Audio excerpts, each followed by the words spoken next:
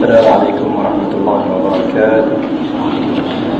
الحمد لله والصلاة والسلام على رسول الله وعلى آله وصحبه ومن تبعه ووالاه. سبحانك لا علم لنا إلا ما علمتنا إنك أنت العليم الحكيم. ولا حول ولا قوة إلا بالله العلي العظيم. اللهم يسر ولا تعسر وتمم بالخير. اللهم لا سهل إلا ما جعلته سهلا وأنت تجعل الحزن إذا شئته سهلا. اللهم يا معلم إبراهيم علمنا ويا مفهم سليمان فهمنا. اللهم افتح علينا فتوح العارفين وانشر علينا من خزائن رحمتك يا أرحم الراحمين. الحمد لله. Alhamdulillah, syukur kepada Allah SWT yang masih lagi memberi peluang dan ruang kepada kita, tarik hati kita, tarik badan kita ke rumah Allah SWT. Dan juga kita syukur kepada Allah SWT di atas semua nikmat yang Allah berikan kepada kita sehingga kini Allah SWT masih lagi hidupkan kita dalam iman dan Islam. Dan antara kalau kita sebut bahawa sembahyang duha adalah tanda ataupun konsep sembahyang duha adalah untuk kita bersyukur kepada Allah SWT. Sebagaimana kita pernah nyatakan, dua rakaat duha menyamai kesyukuran kita ataupun menyamai kita menunaikan sedekah bagi pihak sendi-sendi kita. Yang sendi kita ni ada berapa? 360 sendi kata Nabi. Jadi setiap sendi kita kena tunaikan sedekah. Maka Nabi SAW kata ke semua 360 sendi, sedekahnya tadi boleh ditunaikan dengan melaksanakan 2 rakaat duha. Itu konsep kita sembahyang duha. Dan juga lagi Nabi SAW juga nyatakan jika seseorang mengucapkan apa dia, Allahumma ma, kalau waktu pagi, Allahumma ma asbaha bika min ni'matin aw bi ahadin min khalqi faminka wahdak la syarika lak falakal hamdu wa lakal syukr. Ataupun waktu petang dia sebut Allahumma ma, amsa daripada asbaha jadi amsa, bi min ni'matin aw bi ahadin min khalqika faminka wahdaka la syarika lak falakal hamdu wa lakal syukr. Kalau dia sebut tu dengan arti kata apa dia, ya Allah, mana-mana sahaja di waktu petang ini ataupun di waktu pagi ini, yang mana kalau aku berada pada waktu pagi dalam keadaan kamu memberi nikmat pada aku, apa sahaja nikmat, ataupun apa sahaja yang ada bersama ahadim min khalqik, apa sahaja yang aku bersama dengan apa sahaja benda yang diberi oleh makhlukmu kepadaku, faminka, semuanya daripadamu, wahdaka la syarika lak, kamu adalah tunggal yang tidak ada sekutu bagimu, falakal hamdu, dan bagimulah segala kepujian, walakal syukr, dan juga kepadamulah segala kesyukuran. Maka dia telah menunaikan hak bersyukur pada hari tersebut. Jadi maknanya pertama kita sembahyang duha. Kalau taklif nak sembahyang duha, maka kita sebutlah dua kalimah tadi atau 2 kalimah. Maknanya zikir tadi, Allahumma ma asbaha bi min ni'matin aw bi ahadin min khalqik faminka wahdaka la syarika lak falakal hamdu wa lakal syukr. Dan tuan-tuan, sebelum kita mula ni, kita masih lagi dalam pagi masak, dalam bahasa Arab kita ni dalam keadaan al-masak lagi, istilah waktu masak. Jadi kita pakai baca. Ayo kita baca. Allahumma ma amsabi min ni'matin aw bi ahadin min khalqika faminka wahdaka la syarika lak falakal hamdu wa lakal syukr. Agaknya dengan sebab kita baca ni, maka kita telah menunaikan tanggungjawab kita untuk bersyukur pada petang ni sehinggalah pada waktu malamnya. Esok pagi kita sebut yang lain pula. Baik. Mana kita nak dapat doa ni? Kalau kita buka tengok buku mat surat, dia ada sebut doa ni. Dia ada sebut doa ni. Jadi kalau kita ada kelapangan ataupun kita ada masa, kita salin benda tu. Mungkin kita tak ada nak sembahyang duha, mungkin kita tak ada nak bersyukur, nak tunai hak pada tubuh badan kita, maka kita sebut benda tadi dengan agak-agaknya dengan benarnya sabda Nabi, kita telah tunaikan hak kita untuk bersyukur pada Allah pada hari tersebut.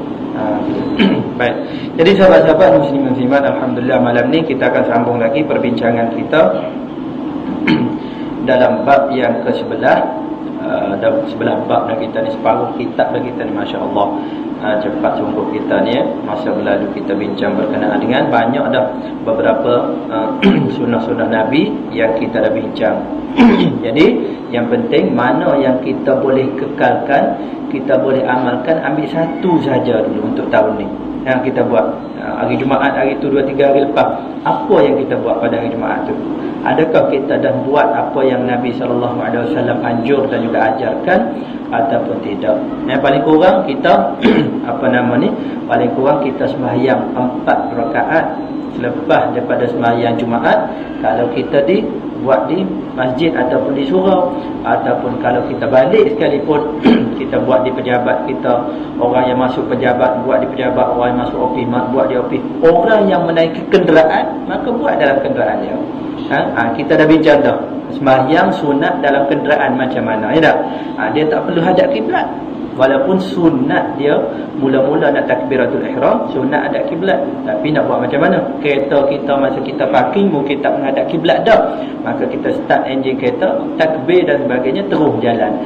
Walau bagaimanapun fokus nak memandu, kena fokus juga driving, ya tak? Jangan duk langgar orang depan.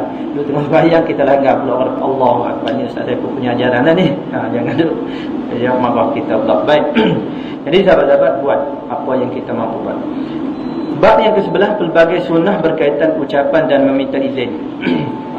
Apa dia? Dalam subtopik yang pertama, orang yang solat menjawab salam dengan isyarat. Itu dia. Kok mana kita nak jawab? Macam mana? Orang bagi salam, datang ke rumah kita ke, ataupun kita duduk di masjid.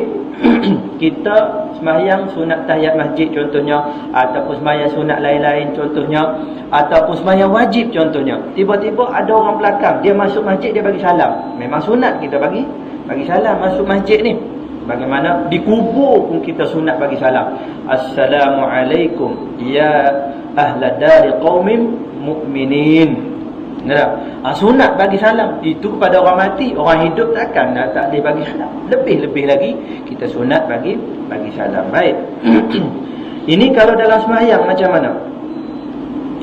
Berkata Imam Ibn Qayyim rahimahullah, Rasulullah sallallahu alaihi wasallam dikatakan menjawab salam dengan isyarat kepada orang yang mengucapkan salam kepada baginda semasa sedang solat. Baik.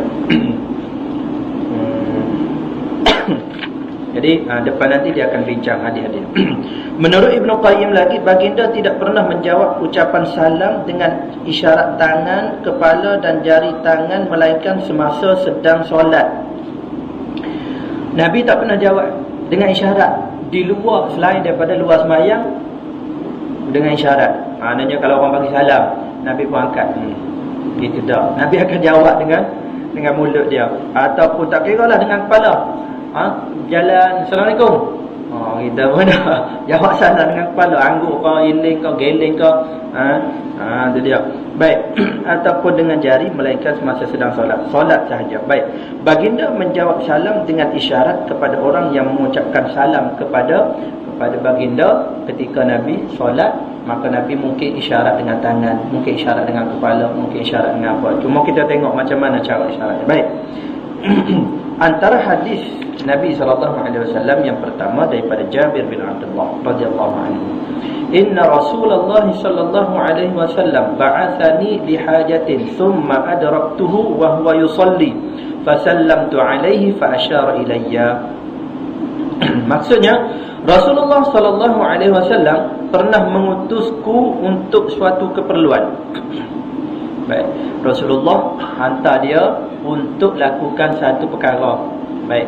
Setelah itu aku dapati baginda sedang mengerjakan solat. Bila habis apa yang Nabi sallallahu alaihi wasallam minta lakukan, aku dah lakukan, balik pada Nabi sallallahu alaihi wasallam. Tiba-tiba tengok Nabi tengah sembahyang, lalu aku pun ucap salam pada Nabi sallallahu alaihi wasallam. Assalamualaikum. Contohnya, Assalamualaikum ya Rasulullah. Baik. Lalu Nabi menjawab dengan isyarat.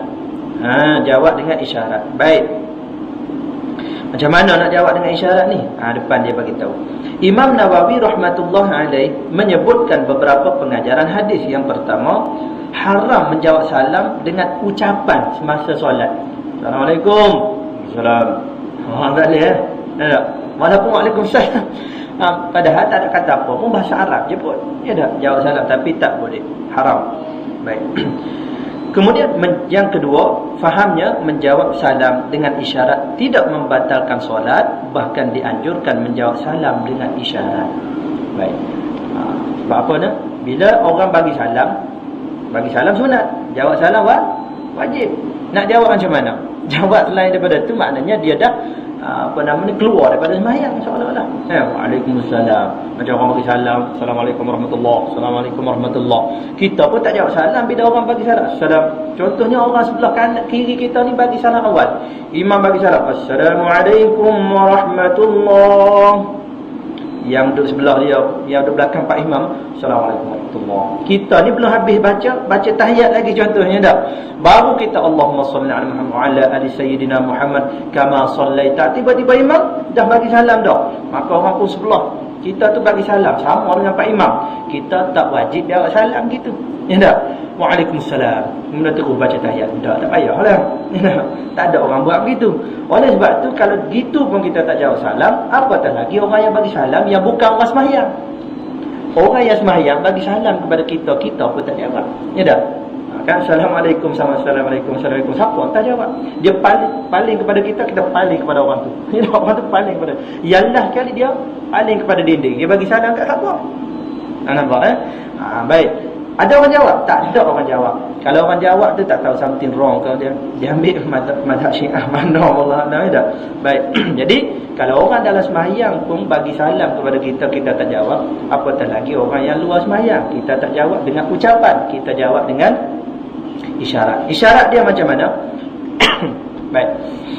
Isyarat dia dengan jari ataupun dengan tangan. Disebut Nabi SAW jawab dengan isyarat jari. Jari ni merangkumi semua lah jari. Sama ada angkat gitu, orang bagi salam Assalamualaikum, kita pun angkat gitu. Nampak? Kita duduk begitu kan tangan kita, angkat. Ataupun angkat gitu. Boleh. Nak angkat satu jari ke, semua jari ke, boleh. Tak ada masalah. Cuma jangan bunyi suara Waalaikumsalam. Jangan bunyi Waalaikumsalam. Tapi kita guna isyarat tangan. Gitu. Baik. Pendapat ini diterima oleh Imam Syafi'i rahmatullah alaih dan sebahagian besar ulama. Maknanya mazhab kita pun memang menerima apa yang disebutkan oleh Imam Nawawi rahmatullah alaih. Baik.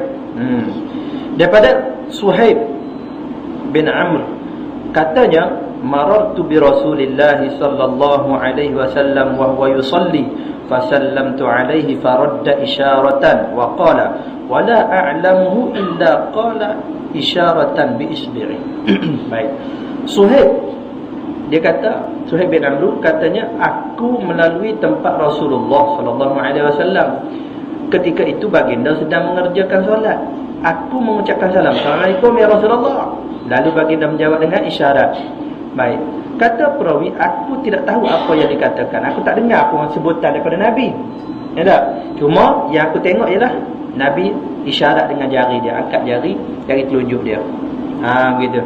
Angkat, sama ada angkat jari telunjuk ataupun angkat begitu. Boleh, tak ada masalah. Maknanya kita pun kena faham lah. Yang penting, pertama orang yang bagi salam pun kena faham dia punya tata cara. Kok bagi salam, Assalamualaikum. Masa dengan semayang, Assalamualaikum. Semayang lagi, orang tu angkat begitu, Assalamualaikum, angkat begitu. Tak reti. Nah, orang tu pula kata orang bagi salam tak jawab salam, tak reti dia ni. Padahal orang yang bagi salam tu tak retinya. Dia dah angkat dah, betul kan? Baik. Boleh begitu kan? Habis. Daripada Abdullah bin Umar radhiyallahu anhu, aku bertanya Bilal. Bilal ditanya oleh Abdullah bin Umar. Katanya, kaifa kana an-nabi yaruddu alaihim hina kanu yusallimuna alaihi wa huwa fi shalah? Qal kana yushiru bi yadihi. Baik. Ulang, apa dia? Abdullah bin Umar dia tanya Bilal bin Rabah. Dia kata, bagaimana cara Nabi SAW menjawab salam orang yang mengucapkan salam kepadanya semasa baginda sedang solat? Bilal menjawab, baginda mengisyaratkan dengan tangan. Jadi kita sebut apa dia tadi? Dengan jari ataupun dengan tangan. Baik. Kisah dia macam mana? Ada ke tidak di sini sebut? Baik, apa dia ni? Nabi SAW ni apa ni? Amma qadim. Ada. Nanti kita baca depan nanti. Baik. Menurut hadis ini, menurut Imam Tirmizi, hadis ini darjahnya hasan sahih. Habis dah situ. Habis, tak ada masalah. Baik. Dalam riwayat lain dinyatakan, riwayat Abu Daud, faqultu li Bilal, Abdullah bin Umar tanya Bilal, kaifa ra'aita Rasulullah yaruddu alaihim hina kanu yusallimuna alaihi wa huwa yusalli? Qala yaqulu hakadha. Dia tanya Bilal, bagaimana kamu tengok Nabi SAW jawab salam bagi mereka yang memberi salam kepada Nabi di waktu Nabi sedang solat? Bilal menjawab begini. Dia kata ni, jawab gini. Bilal membentangkan tapak tangannya, wa basata kaffahu, maknanya Bilal angkat tapak tangan begitu. Macam kita sekarang. Sekarang ni kalau orang kita begitu kan, di luar, tidak di luar sembahyang, tapi kita di luar sembahyang yang kita angkat begitu. Dalam sembahyang tak buat, luar sembahyang baru buat. Terbalik sikit. Baik. Bahkan yang apa nama kita pun angkat tangan biasa. Mulut kita sebut hari itu kita bagi salam. Kalau angkat tangan sahaja, itu tahiyatul Yahud. Orang Yahudi cara salam dia. Dia angkat tangan begitu saja. Tak? Kalau kita contohnya berselisih kat jalan mana-mana, angkat tangan saja. Angkat tangan saja tanpa gerakkan bibir Assalamualaikum, maka itu adalah tahiyat Yahudi. Maknanya angkat tangan saja. Kalau angkat tangan sambil bibir bergerak Assalamualaikum, ataupun tak kira lah. Tidak. Kalau kita tengok orang angkat tangan dulu, maknanya orang tu bibir dia bergerak, tapi tak ada lah. Cuma kita anggap bahawa dia bibir dia bergerak, maka kita angkat Waalaikumsalam. Kita jawab angkat tangan Waalaikumsalam. Tak? Ataupun kalau kita ni nak angkat tangan dulu, tengok orang kita angkat tangan, bibir kita ni kena bergerak Assalamualaikum. Assalamualaikum. Begitu. Boleh Kalau angkat tangan saja tanpa gerakkan bibir apa semua, itu dalam sembahyang. Dalam sembahyang jawabnya. Baik. Bagi Bilal, dia angkat tapak tangan dia. Demikian juga Ja'far bin Aun, beliau menjadikan tapak tangannya menghadap ke bahagian luar tapak tangan, menghadap ke atas. Itulah. Ada lebih kurang gitu angkatnya. Okey, angkat begitu. Baik. Ibnu Umar radhiyallahu anhu juga, satu riwayat lain. Kita baca dia punya ni lah terjemahan. Rasulullah sallallahu alaihi wasallam masuk ke dalam Masjid Bani Amr bin Auf. Masjid mana? Masjid Quba. Masjid Quba ni Masjid Bani Amr bin Auf, dan mengerjakan solat di dalamnya. Baik, masuklah orang-orang Ansar mengucapkan salam kepada Nabi. Sebab apa? Nabi biasanya pada hari Khamis, Nabi SAW ataupun hari Sabtu, Nabi kunjungi Masjid Quba. Setiap minggu Nabi ada waktu dia kunjungi juga Masjid Quba, kerana kenangan-kenangan di Masjid Quba. Dan orang yang ziarah Masjid Quba, dia bersuci di rumah dia, ataupun kita dibawa ziarah, kita berwuduk di hotel kita, kemudian kita ziarah Masjid Quba, sembahyang 2 rakaat di situ, seumpama kita mengerjakan umrah. Pahala dia Allah besar. Kalau orang yang tak tahan air sembahyang, nak buat macam mana? Tak apalah, berwuduk di Masjid Quba pun boleh. Itu dia, berwuduklah di Masjid Quba, ataupun yang penting kita pergi ziarah. Jadi ziarah Masjid Quba seumpama kita melaksanakan satu ibadat umrah. Salah dah dia. Baik. Jadi orang Ansar masuk mengucapkan salam kepada baginda. Ketika itu baginda masuk masjid bersama dengan Suhaib tadi ya. Baik. Suhaib bin Sinan Ar-Rumi, Suhaib bin Amru pula dah silap. Aku pun bertanya kepada Suhaib bagaimana cara Rasulullah menjawab salam mereka. Padahal baginda sedang solat. Nabi nak jawab salam macam mana? Nabi tengah sembahyang. Lalu Suhaib kata, dia menjawab, baginda mengisyaratkan dengan tangan. Nabi angkat tangan gitu. Oh, bukan akak gitu. Dah, angkat tapak tangan gitu saja. Akak gitu, bukan dia ada tu. Itu lebih melampau macam mana. Itu dia. Baik, habis dia itu. Baik. Abdullah bin Mas'ud radhiyallahu anhu, ini kisah dia. Kata dia, tatkala aku sampai di Habsyah, aku balik dari Habsyah. Tatkala aku sampai, bukan di Habsyah, dari Habsyah. Ditulis di sini di Habsyah. Mungkin salah sikit, typing error. Tatkala aku sampai daripada Habsyah, Abdullah bin Mas'ud antara orang yang memeluk Islam, yang terawal memeluk Islam, berhijrah ke Habsyah. Masa tu solat dah difardukan dah. Bila balik daripada Habsyah, Nabi tengah sembahyang,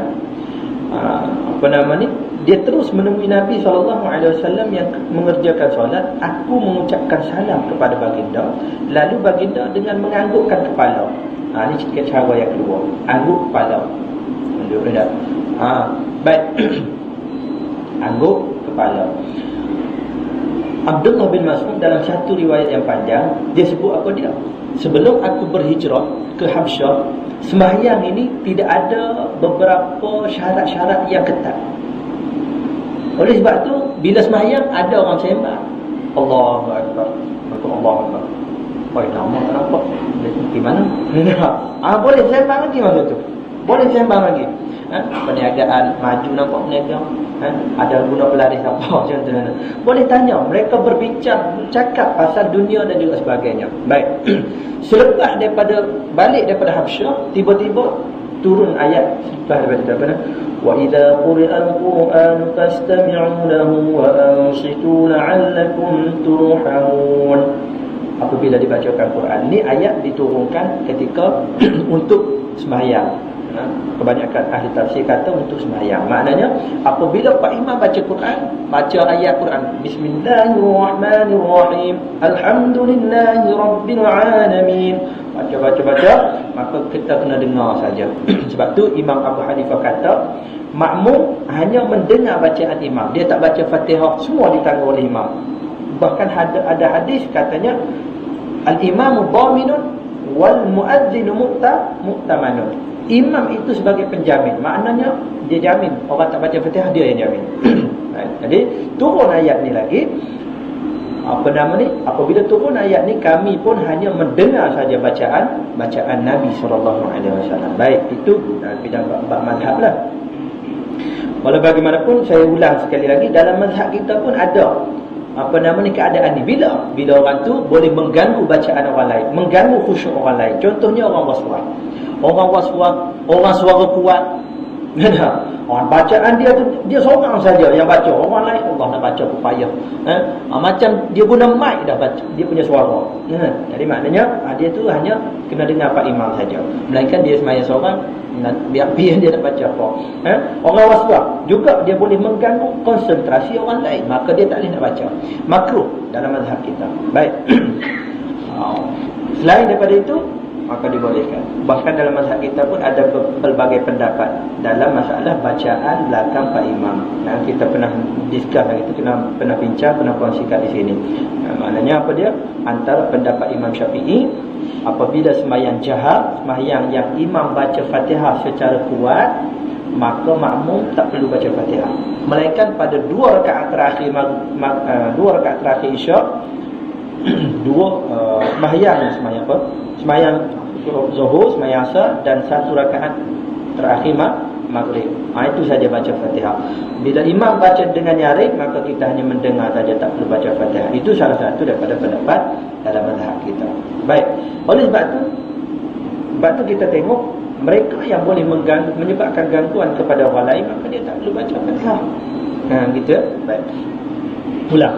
Jadi Ibnu Mas'ud bila dia balik daripada Habsyah, biasanya dia bagi salam. Dia pernah bagi salam kepada Nabi masa Nabi sembahyang, dan Nabi jawab salam itu. dengan ungkapan. Bila balik daripada Habsyah, tiba-tiba Nabi tak jawab. Nabi hanya angguk saja. Dia bagi salam lagi, Nabi angguk saja. Dia bagi salam lagi, Nabi angguk saja. Sebab Nabi SAW habis, barulah Nabi sebut bahawa apa nama ni? Tak ingat ada dia punya mata dia. La yasluhu illa zikrullah wa ma wala. Sembahyang ini dia tak ada benda lain melainkan ingat pada Allah Subhanahu Wa Taala dan apa yang seumpama dengannya. Mana bacaan-bacaan dan juga hanyalah ingatan pada Allah Subhanahu Wa Taala. Jadi Ibnu Mas'ud pun faham dah. Maknanya orang pun berhenti dah bercakap pun tidak ada dalam sembahyang apabila turunnya ayat wa idza quri'al Qur'an fastami'u lahu wa ansitu la'allakum turhamun. Moga dirahmati. Baik.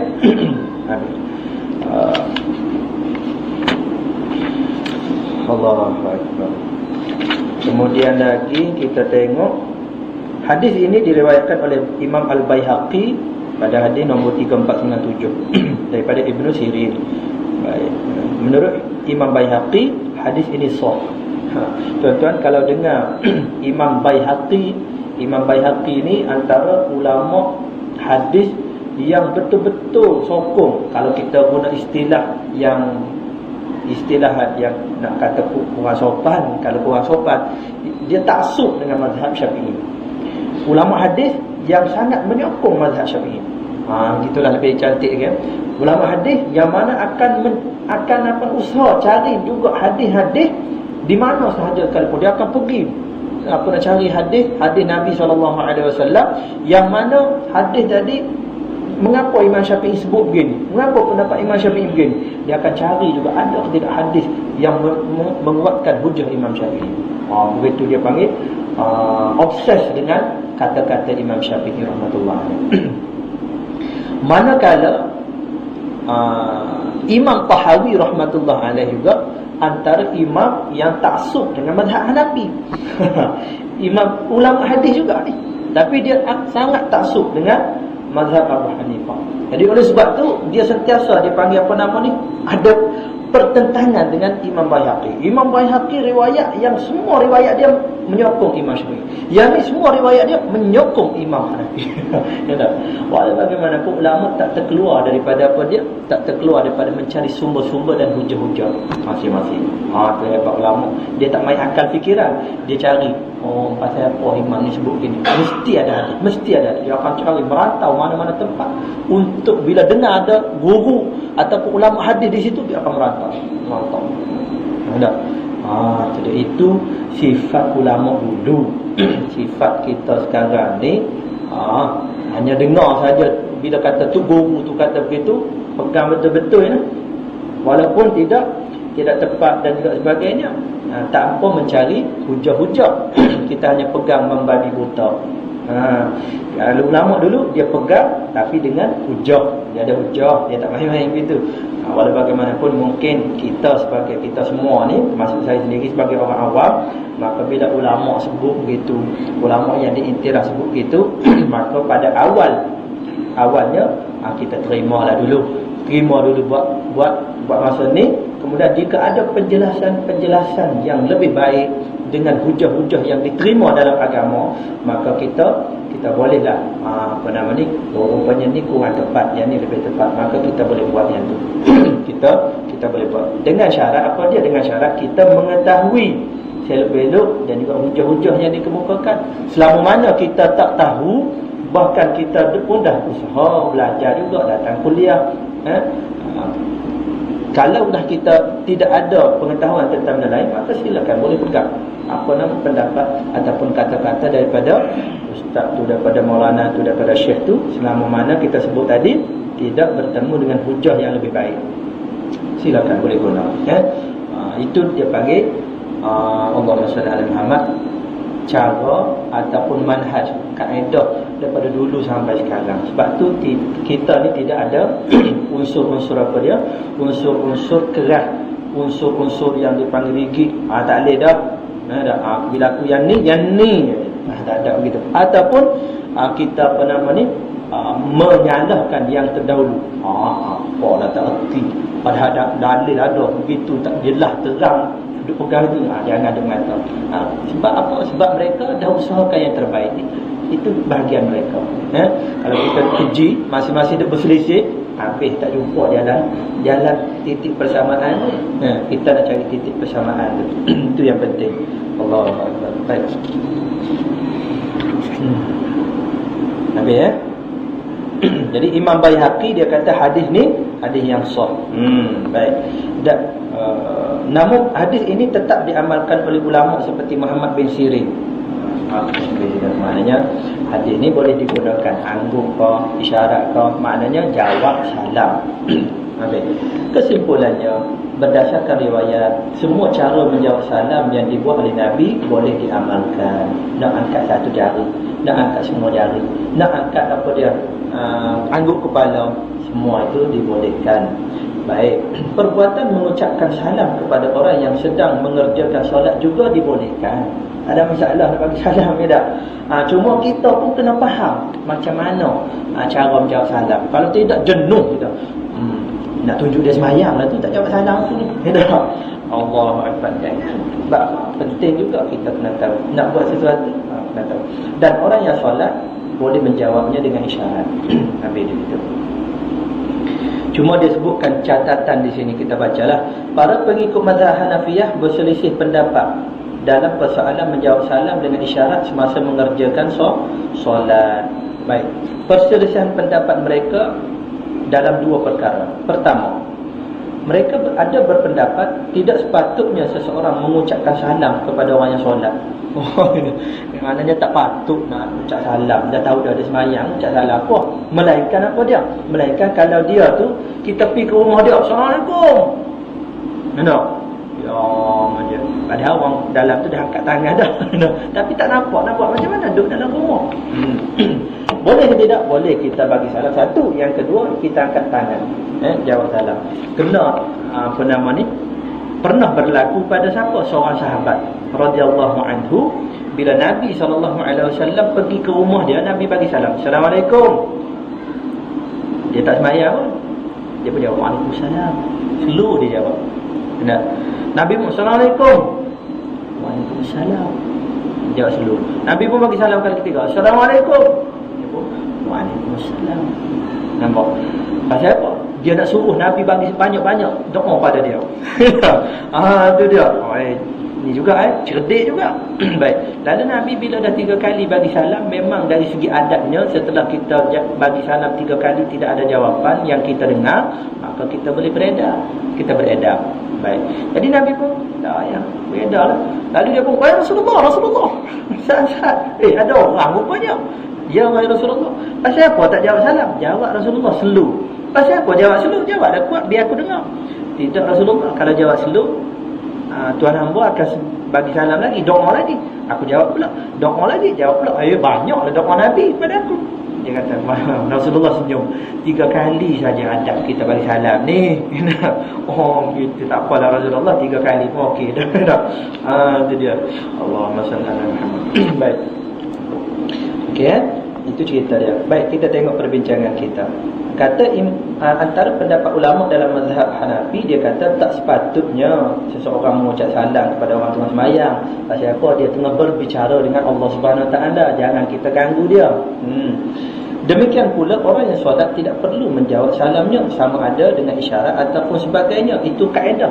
Sebab apa? Sebab dalam masalah lain pun, bila orang bagi salam kepada kita, contohnya kita baca Quran, bila orang bagi salam kepada kita, tak wajib kita jawab. Bahkan makruh orang bagi salam kepada orang baca Quran. Makruh juga orang bagi salam kepada orang duduk dalam bilik air. Nampak? Ada orang tak tahulah dia warung macam mana, masuk bilik air, Assalamualaikum. Mau bagi salam pada orang duduk dalam bilik air, kan? Kita nak buat macam mana? Nak jawab ke tidak? Wajib baca-baca. Tak, dia bagi salam tu makruh, dah tak apalah. Cuma jawab salam pula tak perlu jawab. Pasal apa? Dalam keadaan kita ni dalam keadaan berhadas, contohnya dalam keadaan kita ni tempat yang tidak elok, ataupun kita sedang makan, makruh juga kita bagi salam kepada orang sedang makan. Duk makan elok-elok, Assalamualaikum. Contohnya terkejut, ni akan Dia dah takut dah. Kok orang cari dia, orang yang bagi hutang kat dia nak bayar hutang, apa semua takut dah. Tiba-tiba bagi salam. Suara macam orang bagi hutang kat aku tadi. Allah. Kita sedap contohnya dah. Jangan bagi salam. Biar dia makan dulu, biar dia tengah biasa relax, makanan dia tak sampai lagi, ataupun apa nama ni, dia baru dia tengok makanan apa semua, baru dihidangkan makanan, boleh bagi salam. Ya tak? Tu dia. Masa tengah makan, tengah surat tu jangan bagi salam lagi. Ya tak? Takut tersedok, Baik, jadi maknanya makruh kita bagi salam, dan juga orang tu tak perlu jawab salam. Baik. Apabila orang yang solat menjawab salam dengan ucapan, maka solatnya akan rosak. Kerana dia berbicara semasa solat, dia dalam keadaan sedang seolah-olah bersembang dalam sembahyang. Baik. Dan sekiranya dia menjawab salam dengan isyarat, maka solatnya tidak rosak, tapi makruh kerana meninggalkan sunnah. Dia meninggalkan benda sunnah. Maknanya apa? Dalam sembahyang kita kena fokus pada sembahyang, bukan duk kira hal lain. Nampak? Baik. Jadi ini dalam mazhab mana ni? Mazhab Abu Hanifah, mazhab Hanafi. Baik, dah. Kerana dia bertentangan dengan satu hadis yang diriwayatkan oleh Imam Daruqutni. Imam Daruqutni juga antara imam yang mana pembela mazhab Syafi'i. Dia ulama hadis juga. Tu dia. Dalam mazhab ramai ulama-ulama hadis. Ada ulama hadis yang memang kuat menyokong penuh. Pendukung tega mazhab Abu Hanifah, ada pendukung tega mazhab Syafi'i. Gitu. Allahu Akbar. Walau bagaimanapun mereka ni berselisih pendapat, bertelagah, kata bertelagah kalau boleh, dalam menggunakan hujah saja. Di luar tak ada masalah, hanya mengeluarkan hujah saja. Ya. Baik. Okey, sabda Nabi sallallahu alaihi wasallam daripada riwayat Abu Hurairah, Nabi kata pada man asyara fi salatihi isyaratan tufhamu anhu faly'ud salatahu. Sesiapa yang melakukan isyarat dalam solatnya dan isyarat itu difahami oleh orang yang mengucapkan salam, hendaklah dia mengulangi solat dia. Dia kata tu ada hadis kata begitu. Sebab tu kami ni berpendapat bahawa sepatutnya macam mana ni bertentangan dengan hadis yang ni. Baik. Baik, walau bagaimanapun majoriti hafiz dan pentahqiq hadis, dia kata hadis tersebut memiliki beberapa kemuskilan ataupun kecacatan. Dia panggil dalam istilah dia illah. Illah ni ada lompang ataupun tempang hadis ni. Adalah tu benda-benda yang maknanya hadis ni seolah-olah tidak menepati kriteria hadis sahih. Gitu, itu dia panggil illah. Baik. Pasal apa? Pasal seorang perawi nama dia Abu Ghatfan adalah perawi yang majhul. Abu Ghatfan dalam hadis tu ada daripada dia ni, sehinggalah daripada Abu Ghatfan. Abu Ghatfan kata Abu Hurairah berkata dengan sabda Nabi sallallahu alaihi wasallam. Orang pun kata Abu Ghatfan tu siapa nama? Bapa kepada Ghatfan. Tidak? Kalau kita sekarang ni nama Pak Ali memang biasa sebab nama dia Ali, bubuh nak saja nama Pak. Orang Arab ni tidak. Dia tengok pada anak dia nama apa. Anak sulung dia nama Ali, maka dia panggil Pak Ali. Pak kepada Ali, ya tak? Allahumma sallam. Kita tak. Pak Ali jeruk madu. Pak Ali dah memang nama dia Ali, ya tak? Baik, tapi kalau bahasa Arab ni dia tengok anak dia. Bila anak dia nama Ghatfan, bapa kepada Ghatfan. Siapa dia bapa Ghatfan ni? Kok mana pula bapa Ghatfan ni? Ya, cari tak jumpa. Nama sebenar dia apa dia? Nama samaran saja. Abu Syafiq saja nama, contoh. Nama dia sebenar apa dia? Tak ada nama. Baik. Jadi orang kata, tak kenal ni siapa ni. Baik. Oleh sebab tu, bila ada perawi ataupun dalam jaluran perawi hadis yang melaporkan hadis dalam jaluran dia terdapat orang yang tidak dikenali, maka hadis tersebut dipanggil hadis ma'lul, hadis yang mempunyai ketimpangan. Tempang pasal apa? Pasal ada muskil. Ni siapa ni? Daripada orang lain kita kenal, seorang ni tak kenal ni. Kok mana datang hadis ni? Dia ambil kok mana? Dia kata ambil daripada Abu Hurairah. Siapa ni anak murid Abu Hurairah? Ke siapa ni Abu Ghatfan ni? Nampak? Jadi orang muskil kat situ. Oleh sebab tu hadis ni dianggap sebagai hadis yang bermasalah. Pasal apa? Pasal orang tadi. Contohnya mudahlah. Kalau seorang kita Pak Imam Muta'al, dia sebut satu benda. Kemudian orang pun kata, Imam Muta'al berkata, baik. Lepas tu orang yang kelima dah dengar. Hang nama apa? Tidur pula dah hari. Padli berkata, contoh, Padli ambil daripada siapa? Ambil daripada ni. Ambil daripada apa? Ambil daripada seorang AJK masjid, AJK surau. Siapa AJK surau ni? Duk cari siapa AJK surau yang dengar daripada Pak Imam Muta'al ni. Duk cari-cari. Hang kau? Tak tahu aku tak. Hang kau? Tak tahu. Patut AJK mana ni? Tu dia panggil majhul. Tak tahu. Hanya sebut AJK saja. Jenuh AJK, banyak AJK surau. Surau mana? AJK surau? Surau mana? AJK surau.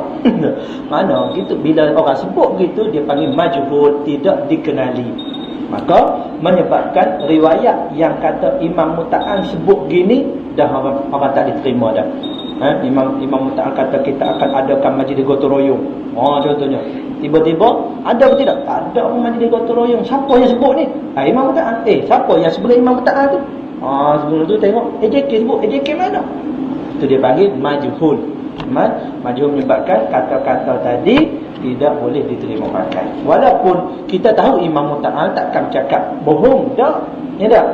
Jadi bukan kita kritik Imam Muta'al, tak. Kita kritik orang yang kata Imam Muta'al kata. Itu dalam riwayat hadis. Bukan kita kata Nabi ni bohong, tidak. Kita kata orang yang kata Nabi kata tu bohong.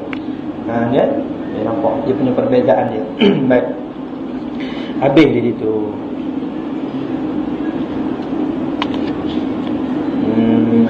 Habis dah itu dia. Okey. Kemudian lagi di samping itu banyak dah panjang perbezaan dia. Habis dah. Okey, kita dah masuk bab yang kedua ataupun topik yang kedua. Belum tu ada soalan. Dan Nabi menjawab salam. Orang yang salam datang dari depan dan di belakang Nabi macam itu. Okey. Baik. Yang Nabi jawab salam tu orang bagi salam tu duduk depan ke, duduk belakang ke, macam mana? Baik. Satu riwayat ada mengatakan perkataan marartu bi.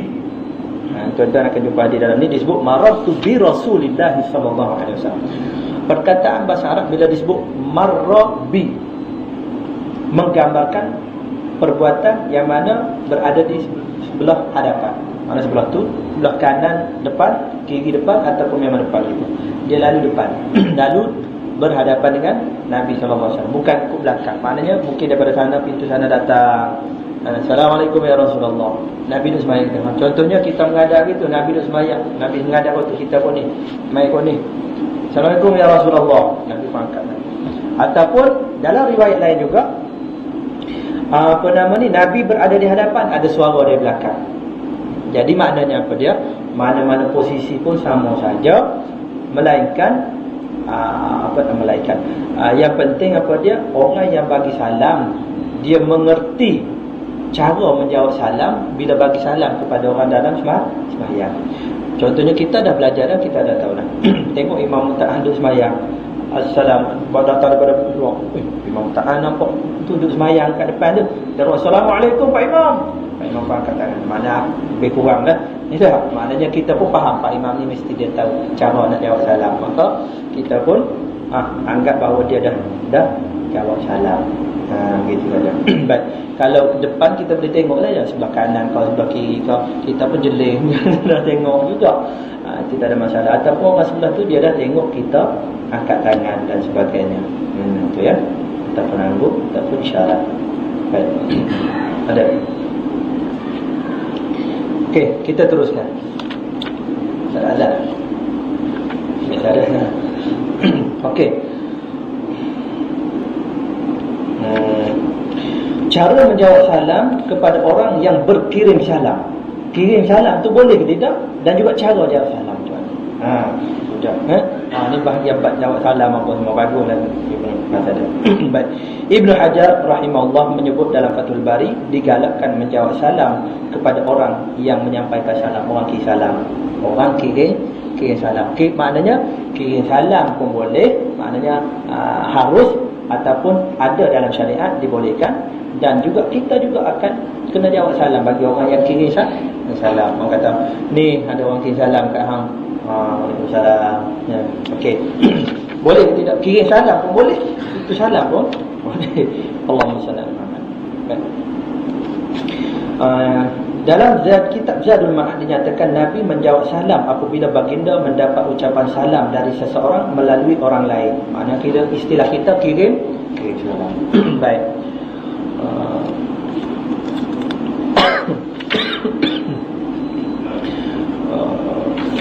Baik. Dia nanti dalam sampai di kalau sampai kita mau dah kita ucap assalamualaikum tapi cakap di dalam ada lebih di dalam nanti kita bincang. Baik.